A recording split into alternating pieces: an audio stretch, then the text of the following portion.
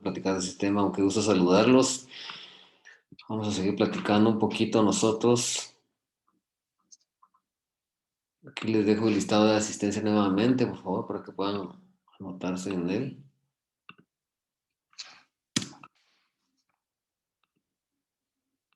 Bueno, entonces habíamos quedado por acá. Estábamos hablando un poquito acerca de...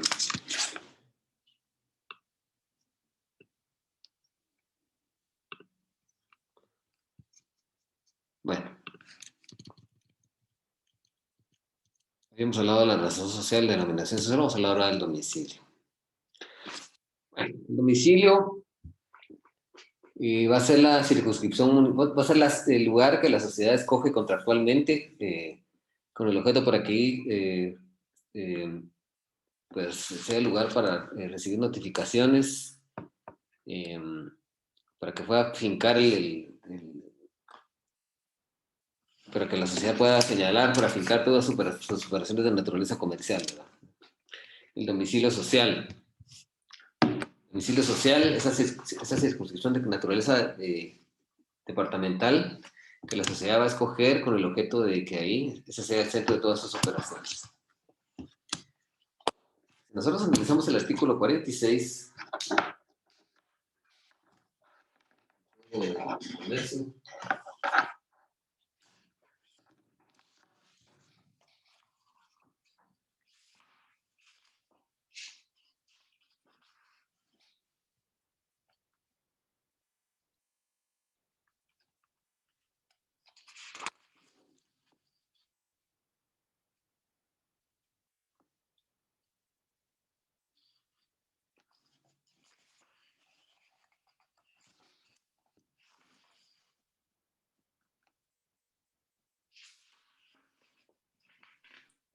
La movilidad.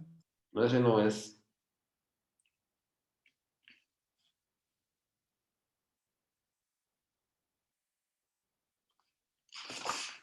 Permítame.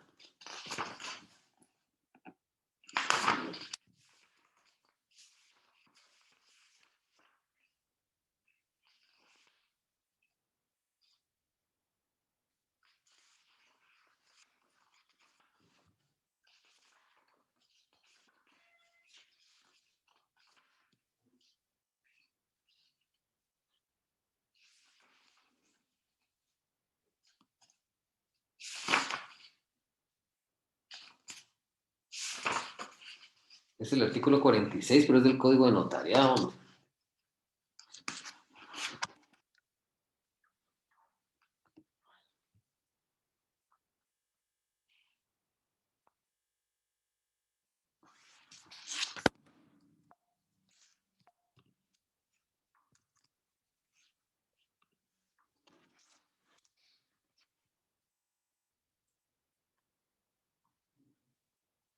Entonces, alguien que tenga el Código de Notariado ahí a la mano, por favor.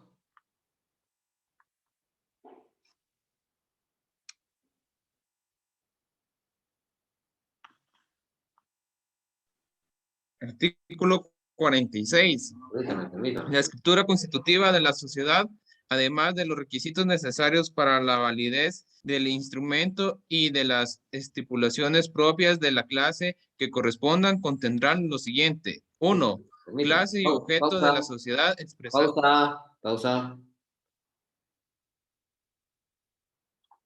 El número 4 dice domicilio de la misma. O sea, que es el 46 del Código de Notariado. Domicilio de la misma.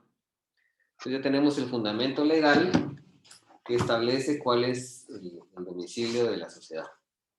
Entonces toda sociedad tiene que tener su domicilio, que va a ser el lugar que la sociedad va a ejercer para ejercer todas sus operaciones de naturaleza comercial, ¿verdad?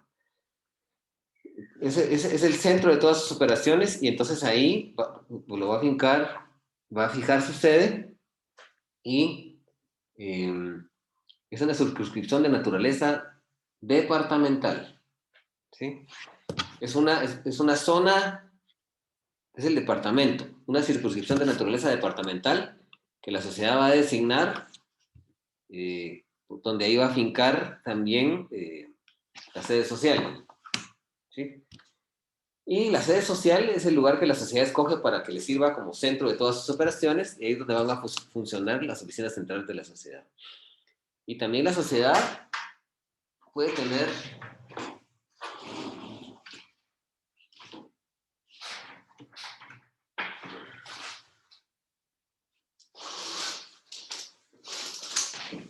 varias sucursales, que son la serie de establecimientos comerciales que tiene a nivel de la nacional e internacional, a nivel de la República, donde va a ejercer su actividad comercial en uno o varios territorios determinados. Por ejemplo, si hablamos de un banco, pongamos el Banco Industrial, por poner un ejemplo, el domicilio del Banco Industrial va a ser el departamento de Guatemala. Su sede social va a estar en la zona 4, donde están los edificios de Banco Industrial. Creo que ese es el centro empresarial. No me recuerdo cómo se le llama ese lugar.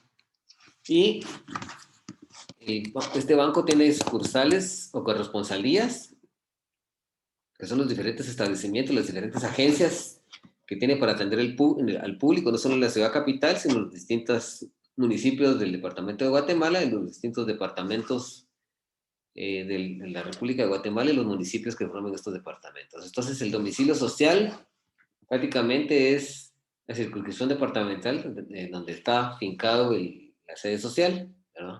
Que la sede social es el lugar que que escoge la sociedad, que va a servir como centro de todas sus operaciones, ¿verdad? Ahí te funcionan sus oficinas centrales, ¿verdad? Y también las sucursales que van a tener en los distintos departamentos.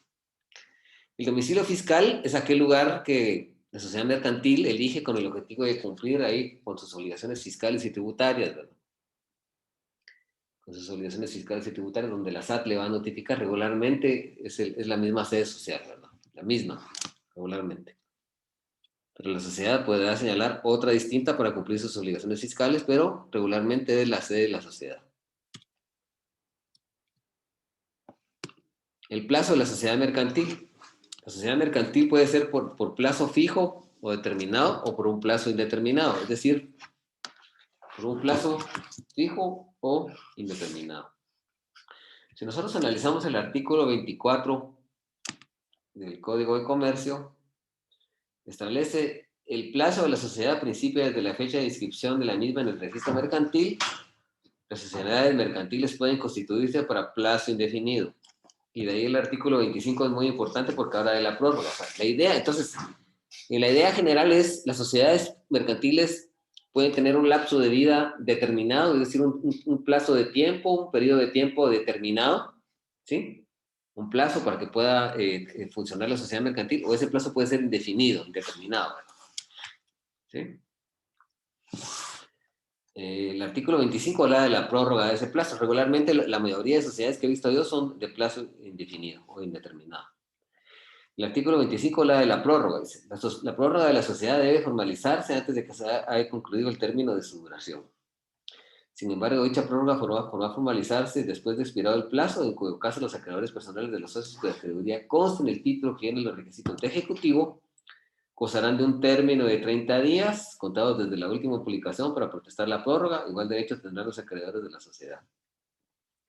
El efecto de la protesta se da para los primeros que puedan ejercitar sus derechos sobre la participación social del deudor, y para los segundos que puedan ejercitar sus acciones en la forma que determinen las sociedades irregulares. La prórroga es temporal y requiere el consentimiento unánime de los socios en las sociedades no accionadas. En las accionadas una mayoría, cuando menos del 80% del capital pagado a la sociedad. Los accionistas disidentes tendrán derecho a separarse de la sociedad comunicándolo por escrito dentro de 15 días siguientes a la fecha en que se haya tomado la resolución correspondiente. Vencido el plazo de la sociedad, cualquier socio podrá pedir la liquidación de la misma siempre que la petición se haga antes de que se emita la convocatoria de la Junta, en la cual se resolverá la prórroga extemporánea. Entonces la sociedad puede pedir, puede formalizar la prórroga antes de que se haya concluido el término de su duración. Dice, se puede formalizar después de expirado el plazo, ¿verdad?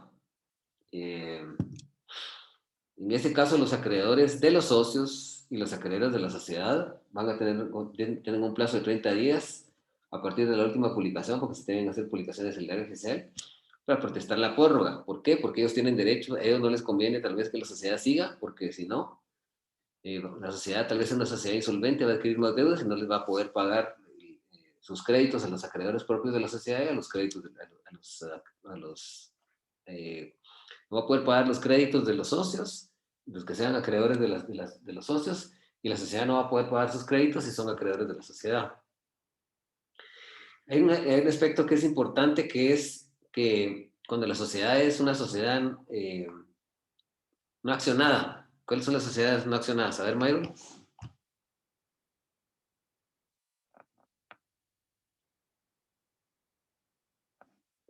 Bueno, prácticamente las sociedades no accionadas son la sociedad colectiva, la sociedad de responsabilidad limitada y la sociedad de comandita simple. Son las únicas tres sociedades no accionadas en la República de Guatemala. Las demás son accionadas.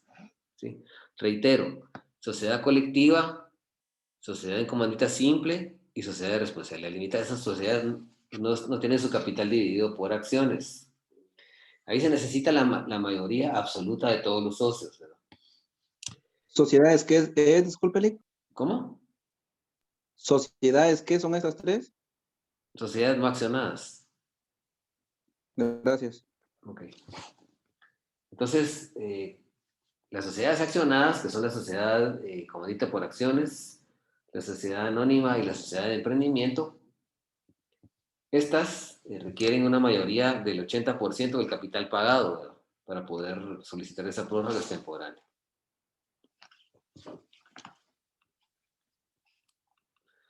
Se ha hablado mucho acerca de la nacionalidad de las sociedades mercantiles, ¿verdad?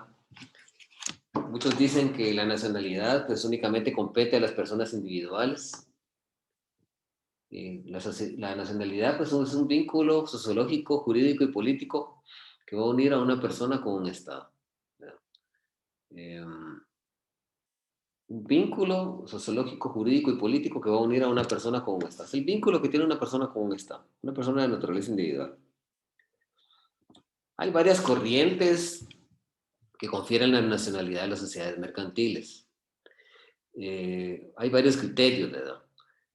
Algunos otorgan la nacionalidad a las sociedades mercantiles atendiendo a la nacionalidad de los socios, por el Estado que autoriza ese tipo de sociedades cuando nacen a la vida jurídica, por el lugar que escogieron como sede social, por el lugar donde se constituyeron, de acuerdo al contrato, a la nacionalidad del contrato donde se celebró, si es un contrato con las formalidades del Código de Notariado guatemalteco, si es con las formalidades del Código de Notariado mexicano, si es con las formalidades del Código de Notariado argentino, o de conformidad con la ley notarial de Estados Unidos, ¿verdad?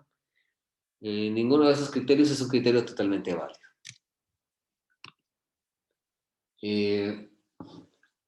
Hay otra corriente que niega la nacionalidad de las sociedades mercantiles, tomando en cuenta que la nacionalidad involucra algunas características, algunas peculiaridades importantes, como facultades de cuestiones de naturaleza política. O sea, la persona tiene que tener facultades de naturaleza política, religiosas, culturales, sus tradiciones históricas, naturaleza cosmopolita, esa naturaleza que tiene el ser humano de reunirse con otros seres humanos para poder socializar, su cosmovisión, ¿verdad? Las características que solo corresponden realmente pues, a un ser humano. De conformidad con esas características, entonces, según algunos tratadistas, pues ellos niegan, ¿verdad?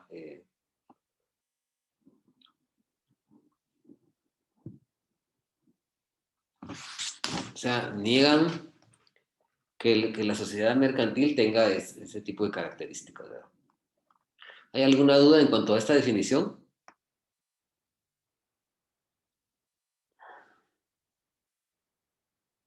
La cosmovisión es la manera que tienen las personas de ver el mundo, de su óptica particular, ¿verdad?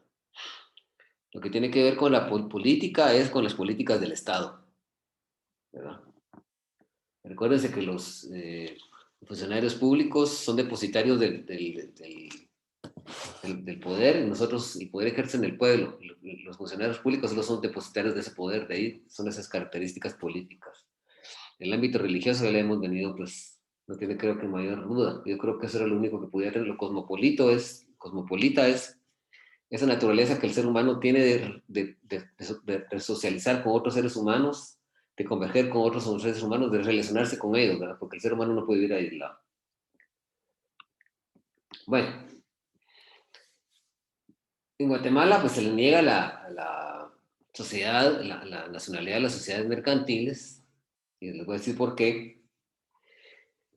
Porque el ordenamiento jurídico únicamente las concibe para las sociedades, para las personas individuales. Si nosotros analizamos el artículo 1 de la Ley de Nacionalidad,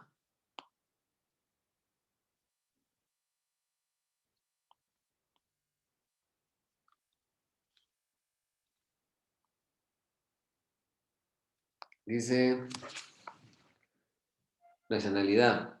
Nacionalidad guatemalteca es el vínculo jurídico político existente entre quienes la Constitución de la República de Guatemala determina y el Estado de Guatemala.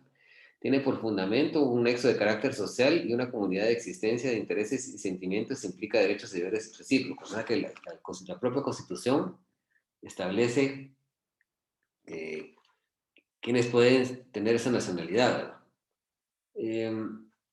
Y la Constitución política, al señalar a qué persona le corresponde, en los artículos 144 y 45, establece específicamente, no habla de las sociedades mercantiles. Por favor, alguien tiene la Constitución por ahí que la pueda leer.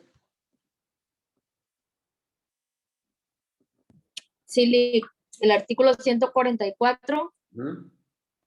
nacionalidad de origen. Son guatemaltecos de origen, los nacidos en el territorio de la República de Guatemala, naves y aeronaves guatemaltecas y los hijos de padre o madre guatemaltecos nacidos en el extranjero.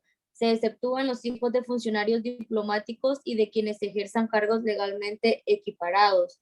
A ningún guatemalteco de origen puede privársele de su nacionalidad. Muchas gracias. El 145. Nacionalidad de centroamericanos. También se consideran guatemaltecos de origen a los nacionales por nacimiento de las repúblicas que constituyeron la Federación de Centroamérica si adquieren domicilio en Guatemala y manifestaren ante autoridad competente su deseo de ser guatemaltecos.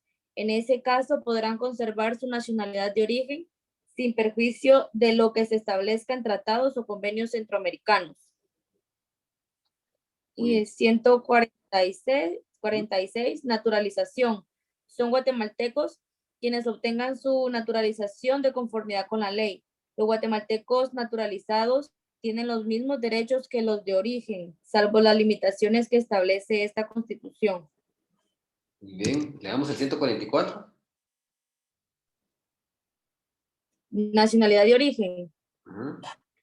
Son guatemaltecos de origen, los nacidos en el territorio de la República de Guatemala, naves y aeronaves guatemaltecas y los hijos de padre o madre guatemaltecos nacidos en el extranjero. Se exceptúan los hijos de funcionarios diplomáticos y de quienes ejerzan cargos legalmente equiparados. A ningún guatemalteco de origen puede privársele de su nacionalidad. Entonces, conforme a los artículos estos, la nacionalidad es para personas individuales, ¿verdad?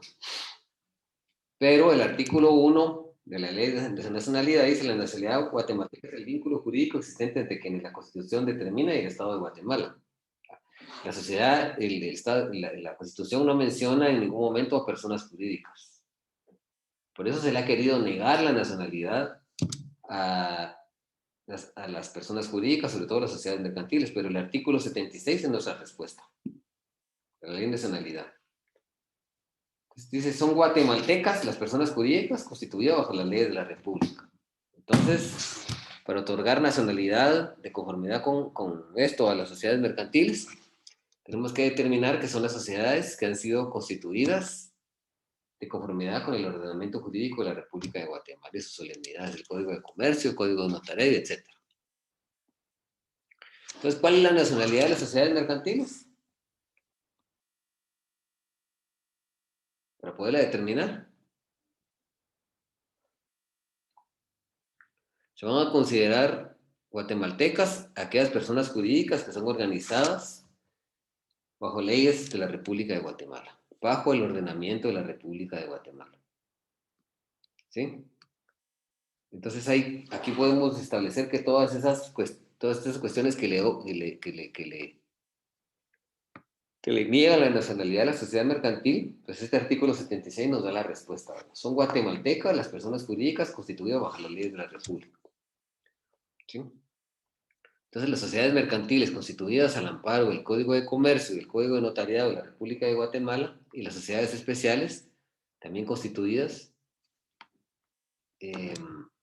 se pueden considerar guatemaltecas, una vez sean constituidas de conformidad con las leyes de la República de Guatemala. No sé si tienen alguna duda respecto a este tema.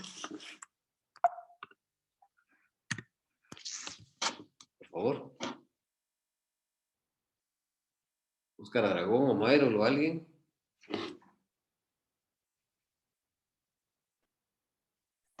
No le Para mí está claro, Lick. Perfecto.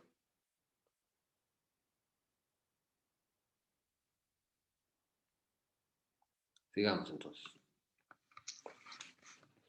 Vamos a analizar ahora cuáles son los órganos de la sociedad mercantil. Y dentro de la sociedad mercantil, nosotros tenemos 3 órganos que son importantes. El primero a mencionar es el órgano de soberanía. El órgano de soberanía también se conoce como órgano deliberante, por eso es que es importante a veces venir aquí a las clases, porque a veces alguien me reclama, mire, usted no dijo esto, pero está aquí, en la clase se está grabando, o sea, no, está aquí, ¿verdad? Entonces, el órgano de soberanía o órgano deliberante de la sociedad es el órgano que está formado por la totalidad de los socios, ¿sí? Y los socios, a través de su discusión, deliberación y posterior aprobación mediante el voto, van a establecer cuáles van a ser las políticas comerciales de la sociedad. De hecho, cuando los socios van a fundar una sociedad mercantil, tienen que celebrar una asamblea o una junta, dependiendo del tipo de sociedad, que esa no se va a documentar jamás, tiene carácter extraoficial, pero para que los socios puedan fundar una sociedad tienen que reunirse. Entonces, está formado por la totalidad de los socios, ¿verdad? Está formalizado por la totalidad de los socios, que a través de la deliberación y del voto, pues van a establecer cuáles son las políticas comerciales que van a venir y van a regir el ejercicio comercial, mercantil y jurídico de este tipo de la sociedad, ¿verdad? La sociedad se va a regir básicamente por el contrato social, ¿verdad?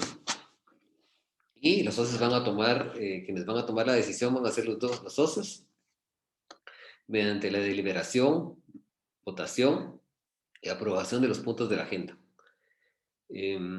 Este órgano de soberanía, también denominado órgano deliberante o órgano supremo de la sociedad, ¿verdad?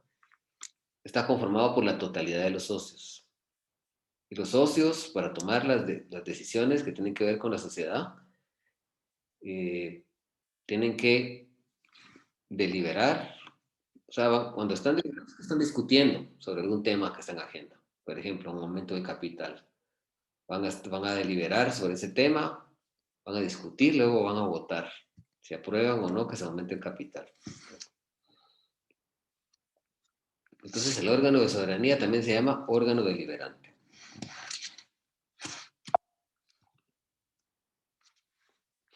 Vamos a nosotros ahora a analizar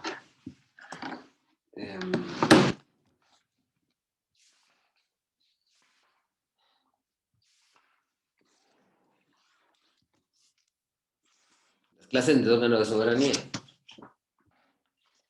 Por ejemplo, y cuando hablamos de la Junta General, pues básicamente es de las sociedades no accionadas.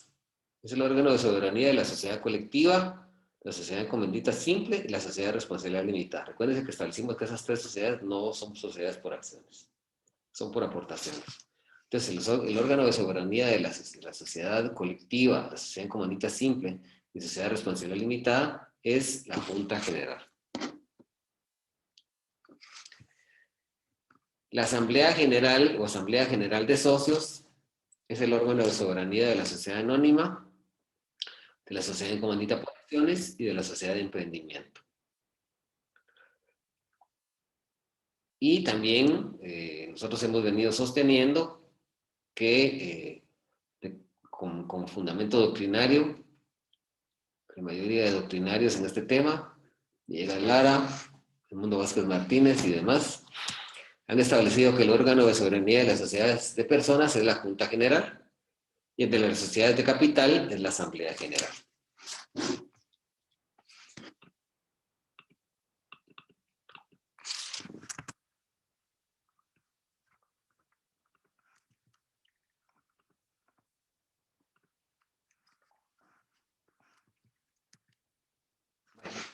¿Tienen alguna duda en cuanto al órgano de soberanía o el órgano deliberante? Por favor, ¿alguna duda que surja aquí? Todo claro, Liz. Muy bien. Ok. ¿Sí? Ok. Entonces vamos a hablar de la agenda. La agenda es el elemento material que contiene todos los puntos o temas que van a tratarse en una asamblea general o en una junta general y que van a ser deliberados y votados por los socios. Voy a poner un ejemplo. Si nosotros miramos el artículo 144,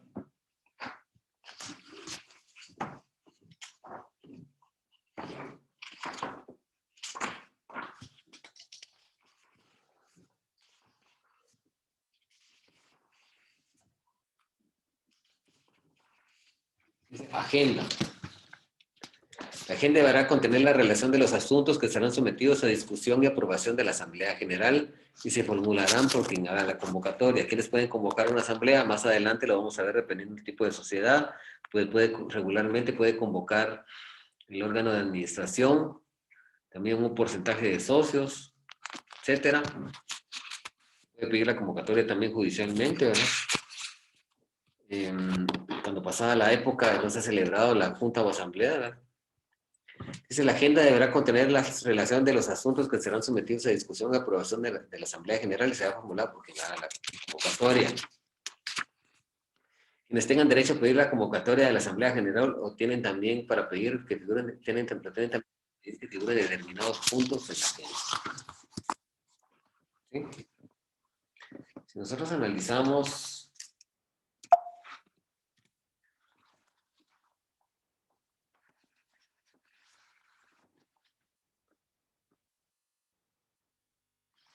el artículo 65 nos habla de la Junta General, ¿sí dice?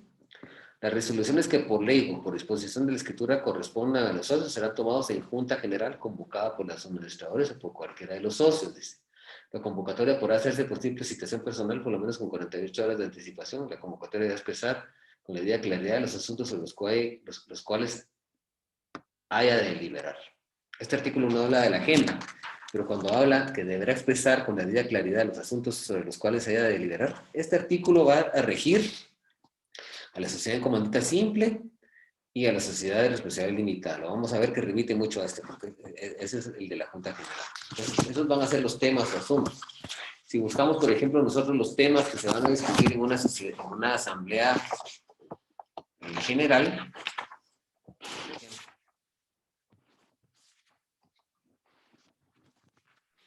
Lick, disculpe, ¿qué artículo fue el que leyó? el artículo 65. 65.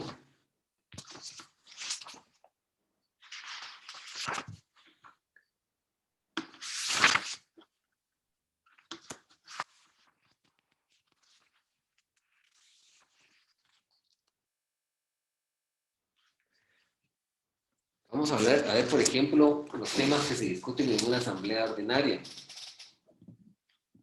Dice, artículo 134, la asamblea ordinaria se reunirá por lo menos una vez al año entre los 4 meses que sigan al cierre del ejercicio social y también en cualquier tiempo que sea convocada. Deberá ocuparse, además de los asuntos incluidos en la agenda, de lo siguiente. Dice, discutir, aprobar o improbar el estado de pérdidas y ganancias, el balance general.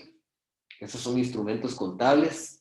Son instrumentos de contabilidad que van a establecer cuál es el estatus de una sociedad, su estado financiero, ¿verdad? ¿Es una sociedad rentable? ¿Si está en quiebra? ¿O cómo está la sociedad contablemente?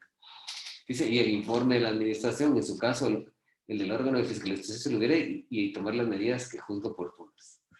Nombrar y remover administradores del órgano de fiscalización si lo hubiera y determinar sus respectivos emolumentos. Conocer y resolver acerca de los proyectos de distribución de utilidades que los administradores deben someter a su consideración. El proyecto de distribución de utilidades es el proyecto que establece cuánto es que los socios van a obtener de ganancias en un ejercicio social determinado.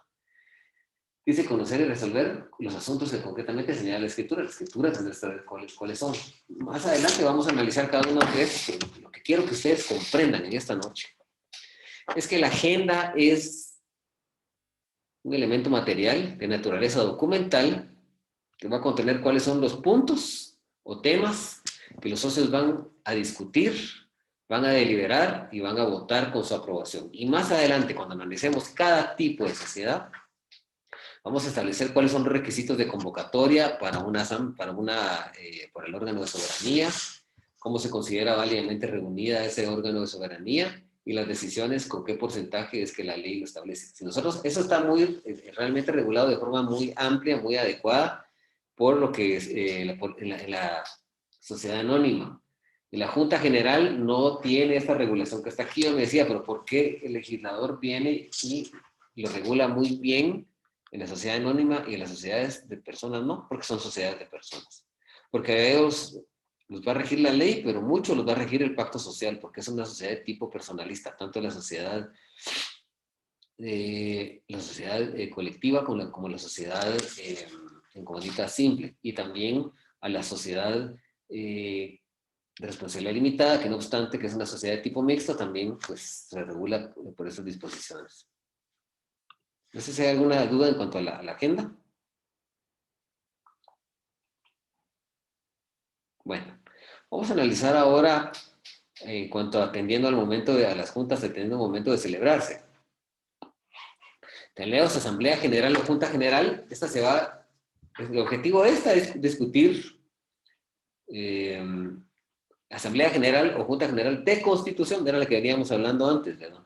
Que habíamos dicho que se celebra antes de otorgar el contrato social.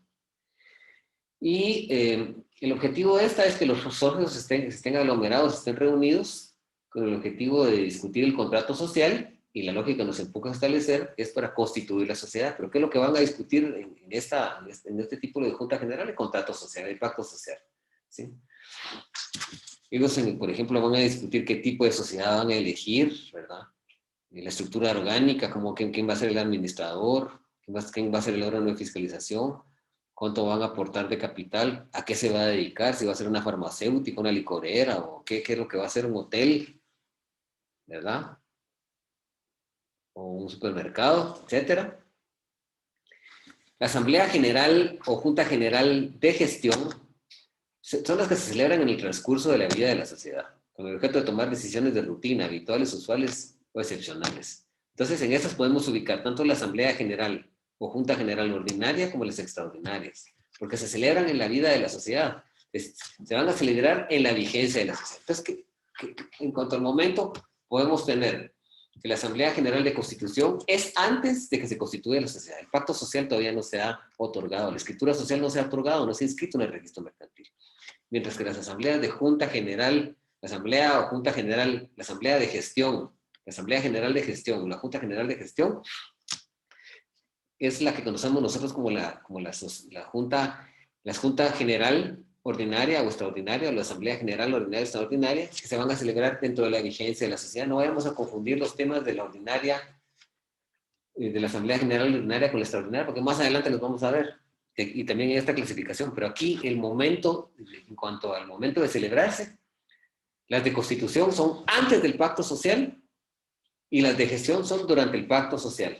El pacto social la sociedad ya está inscrita, la sociedad tiene vigencia, y dentro de estas están la Asamblea General Ordinaria y la Extraordinaria.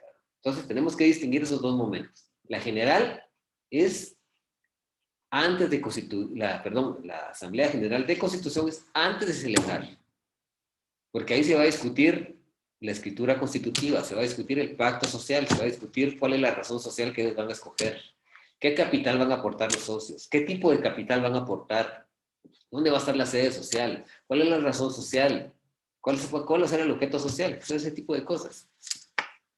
si van a aceptar socio industrial o no lo van a aceptar, etcétera. Y esa es la Asamblea de Constitución o Junta General de Constitución. Y la Asamblea General o Junta General de Gestión, esa se celebra con la sociedad ya existiendo. Ya la sociedad está inscrita en el registro mercantil, tiene plena vigencia jurídica, entonces son las que se celebran cuando la sociedad mercantil ya está inscrita. ¿Alguna duda en cuanto a esto?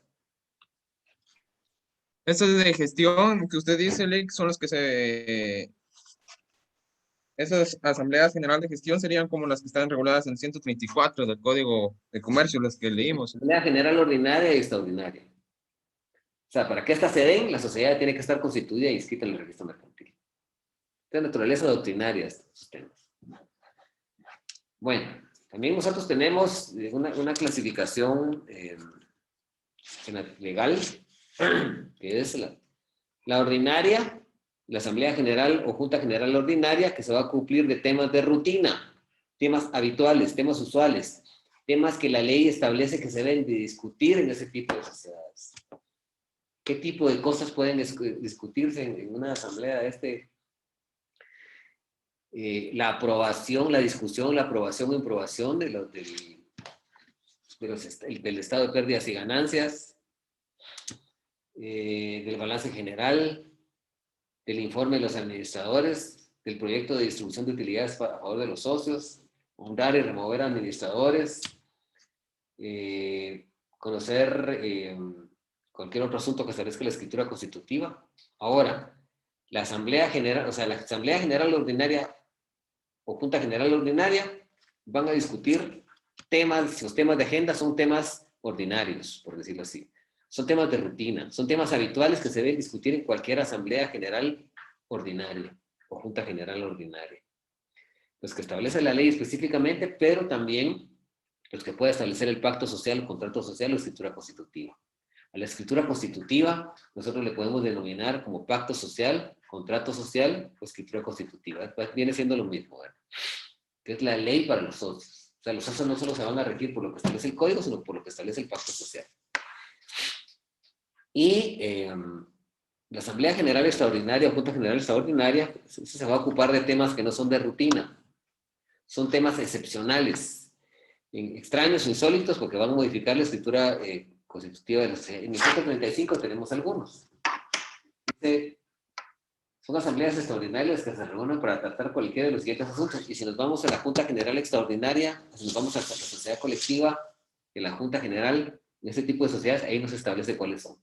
¿Por qué? Pues de tipo personalistas a los socios, a los que le corresponde, pero tendríamos que establecer que la general son temas excepcionales que van a afectar la estructura orgánica de la sociedad, que la van a modificar. Por ejemplo, aumento de capital, reducción de capital, creación de acciones, voto limitado o preferente, la adquisición de acciones por la misma sociedad, o poner a disposición extra, aumentar o disminuir el valor nominal de las acciones, cambiar la razón social, cambiar por ejemplo, la sede social, cambiar el nombre comercial, etc. Ese tipo de cosas que van a afectar la vida, la estructura orgánica de la sociedad. Drásticamente. Aumento de capital, disminución de capital, ese tipo de situaciones. ¿Sí? O si una sociedad deja de ser sociedad anónima y se vuelve sociedad colectiva, también hay que celebrarse una asamblea general extraordinaria. ¿Por qué? Porque modifica la estructura de la sociedad, la estructura orgánica. Eso es lo que tenemos que entender. Entonces, en una asamblea general ordinaria, ¿qué se va a discutir? Temas de rutina. Si tenemos que tener un ejemplo, están en el 134.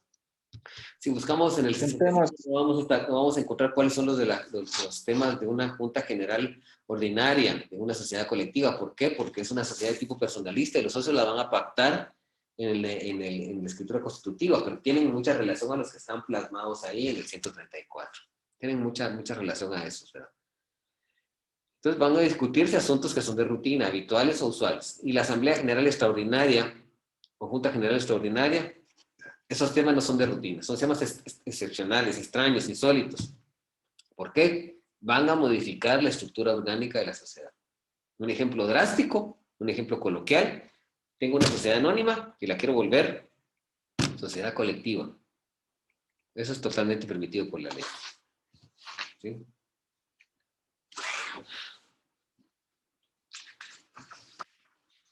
¿Alguna otra duda?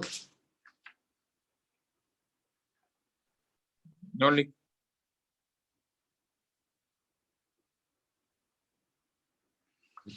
Bueno. Las asambleas de disolución o liquidación, su objetivo es darle término a la sociedad, terminar la sociedad, fenecer la sociedad. ¿Sí? Esas asambleas de disolución primero van a acordar que la sociedad deba disolverse y van a establecer cómo se va a hacer la liquidación, ¿verdad? La disolución es un acto por medio del cual los socios acuerdan que la sociedad ya no va a seguir existiendo, ¿sí? Va a tener de surtir efectos conforme a lo que establece el artículo 237 del Código de Comercio. Y la escritura constitutiva puede establecer causas de disolución específicas, que esto creo que ya lo habíamos visto una vez. ¿Lo vimos o no? Yo recuerdo, no, Lic.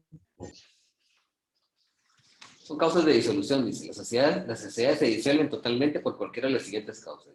Vencimiento del plazo fijado en la escritura. Imposibilidad de seguir realizando el objeto principal de la sociedad o por quedar este consumo. ¿Cuál es el objeto de la sociedad? Por ejemplo, ¿cuál es el objeto del Banco Industrial? ¿Cuál es el objeto de una pastelería? Vender pasteles. ¿Cuál es el objeto de una sociedad? Podría crearse una sociedad cuyo objetivo sea fabricar y distribuir mascarillas para el COVID. Se terminó, que sean específicas para el COVID. Para proteger a los pacientes del COVID o para proteger al público del COVID. Se acabó el COVID, entonces ya. No hay necesidad de seguir fabricando. Ya no tiene su razón de ser la sociedad. O la sociedad, por ejemplo, era una sociedad para administrar una finca. Se vendió la finca, entonces la sociedad ya no tiene razón de ser. Una sociedad ganadera, por ejemplo. Dice la resolución de socios tomada en Junta General o Asamblea General cuando los socios acuerden que se deba disolver la sociedad en asamblea o junta, dice. La pérdida de más del 60% del capital pagado, dice. La reunión de las acciones o las aportaciones entre una sociedad y una sola persona, pero eso no aplica para las sociedades de emprendimiento, porque esas son unipersonales, como lo vamos a ver con nosotros en las clases siguientes. Dice, las previstas en la escritura social puede prever causas de disolución especial, casos que especifique la ley específicamente. La disolución es un acto que el espíritu de ese acto es por causas establecidas en el pacto social, por causas establecidas en la ley o por voluntad de los socios, la sociedad va a dejar de existir. La sociedad va a dejar de existir, ya no va a continuar teniendo una existencia legal, ya no va a realizar operaciones comerciales. Y eso se puede dar por causas o motivos establecidos en la ley, en el pacto social, por voluntad de los socios. Y la liquidación es un procedimiento mediante el cual se realiza el patrimonio social. Es decir, ¿cómo se va a realizar el patrimonio social? Se va a establecer primero que se paguen las deudas, que se paguen los impuestos pendientes, los gastos, los demás gastos como salario de trabajadores, pasivo laboral. Se cumplen con todos los gastos. Y luego se van a distribuir lo que quede, las utilidades en los socios, y se procede a devolver el capital aportado por los socios o el que aún quede, ¿verdad? El que aún quede. Si nosotros analizamos el artículo 241, 42 y 48, disuelta la sociedad entrará en liquidación, pero conservará su personalidad jurídica hasta que aquella se concluya durante ese tiempo. Deberá añadir su denominación la razón social las palabras en liquidación. El término para la liquidación no será de 1 año. Cuando transcurra este sin que se hubiera concluido, cualquiera de los socios o acreedores podrá pedir al juez de primera instancia de lo civil que fije término prudencial para que concluyan. Quien previo conocimiento de causa lo acordará así. Y ahí dice forma de liquidación, artículo 242. La liquidación se hará en la forma y por las personas que expresen la escritura social. La liquidación se hará en la forma y por las personas que expresen la escritura social. Si nada se estipuló acerca de ello, el nombramiento de liquidadores se hará por acuerdo de los socios, tomado por la mayoría en que el mismo acto en que se acuerde o se reconozca la disolución. O sea que la escritura debe establecer el procedimiento de la liquidación y establecer quiénes van a ser los liquidadores. Y si no se establece, los socios tendrán que reunirse en asamblea para determinar este tipo de circunstancias. Dice, si no fue posible lograr tal mayoría a petición de cualquiera de los socios, el nombramiento lograr pues de primera instancia civil el procedimiento incidental, de la vía de los incidentes. El artículo 248 establece el orden de pagos de la liquidación y dice, en los pagos los liquidadores observarán en todo caso el orden siguiente. Dice, gastos de liquidación, ¿sí? Los gastos honorarios del liquidador, ¿verdad? Las deudas de las sociedades, ¿sí? Aportes de los socios, que es lo que los socios, el aporte de capital y las utilidades.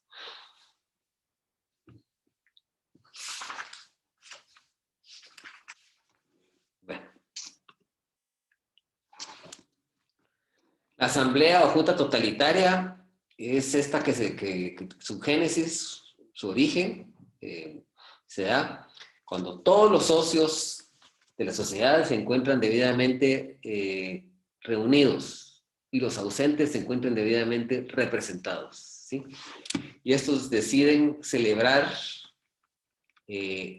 una junta o una asamblea y aprueban todos los puntos por unanimidad. A eso se refiere. Entonces tiene tres características. Los socios o accionistas se hallan debidamente reunidos, todos ellos, todos se encuentran reunidos. ¿Sí? Tienen que estar reunidos y lo hacen sin una convocatoria previa.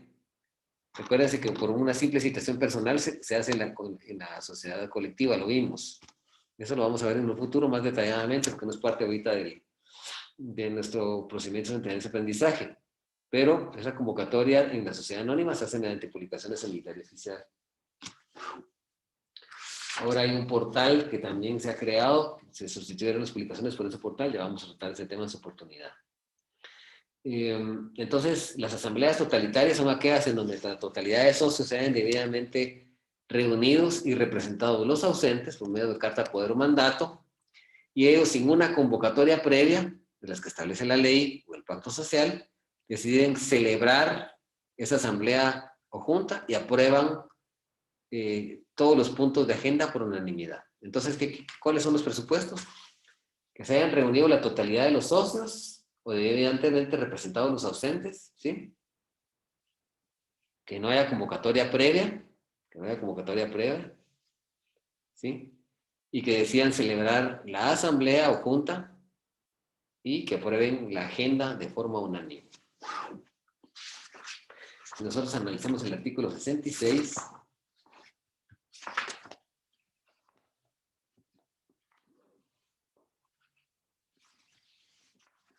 Dice, junta totalitaria, dice. Sin perjuicio de lo dispuesto en el artículo anterior, que habíamos leído en la intervención anterior, sin perjuicio de lo dispuesto en el artículo anterior, la Junta General quedará válidamente constituida, sin necesidad de previa convocatoria, si se encontraran reunidos o debidamente representados todos los socios, y decidieron celebrarla aprobando la agenda por unanimidad. El artículo 156, esto es para las sociedades no accionadas y para las accionadas es el siguiente. Dice, asamblea totalitaria. Toda asamblea podrá reunirse en cualquier tiempo sin necesidad de convocatoria previa, si concurriera la totalidad de las acciones que correspondan al asunto que se trata, siempre que ninguna accionista se pusiera a celebrarla y que la agenda sea aprobada por unanimidad. Entonces ya.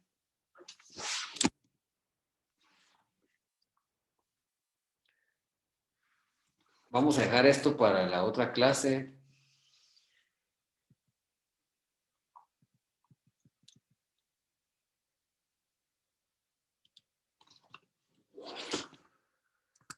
Por favor. Bueno, vamos a establecer que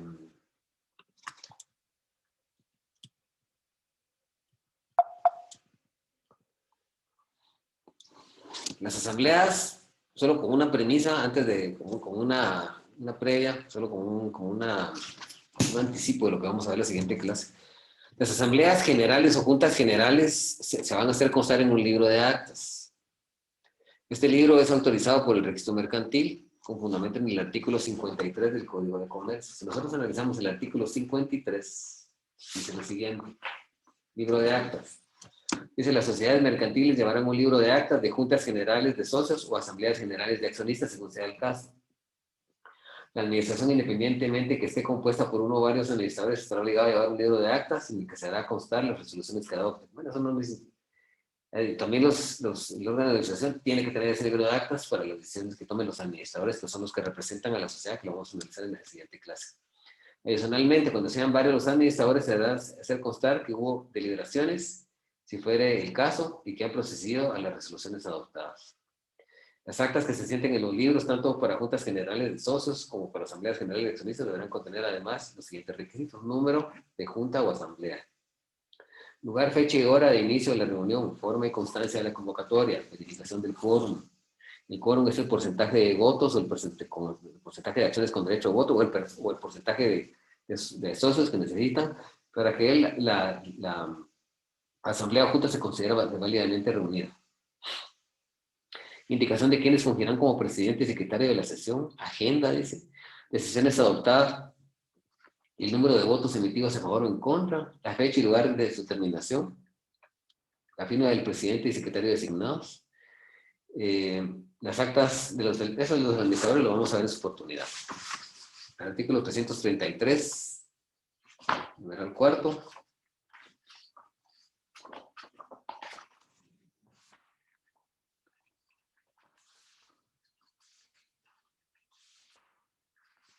Dice registros. El registro mercantil será público y llevará los siguientes libros, dice. Y aquí dice.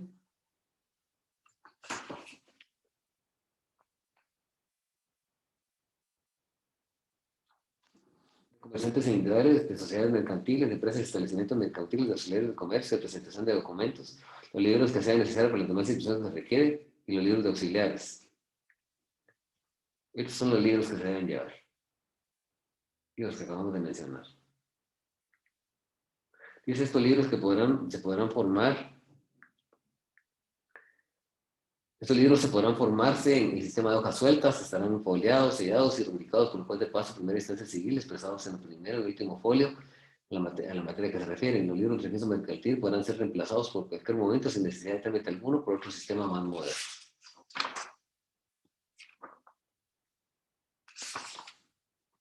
¿Tienen alguna duda, disculpe?